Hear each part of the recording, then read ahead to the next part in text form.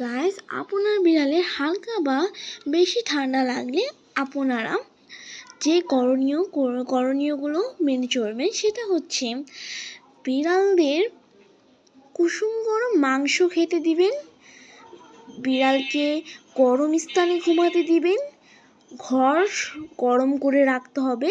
বেশিরভাগ এটা শীতের দিনেই বেশি হয় বিড়ালদের উপর। আর আপনারা খেয়াল করবেন বিড়ালের ঠান্ডা কমছে নাকি বাড়ছে।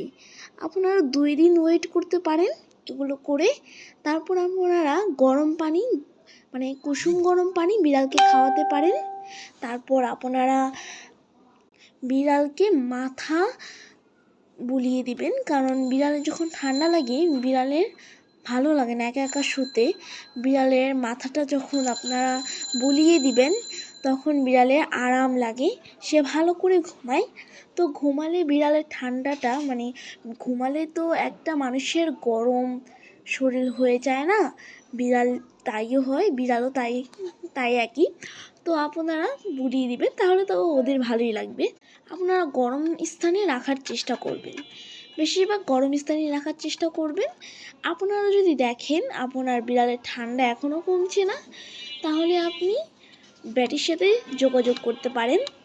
তো ভেটের সাথে যোগাযোগ করে ভেটের থেকে আপনারা ওষুধ নিতে পারেন।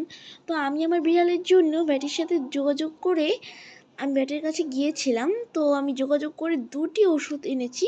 তো ভেট আমাকে 2টি ওষুধ দিয়েছে, সেগুলি আজকে আমি আপনাদের কাছে শেয়ার করব।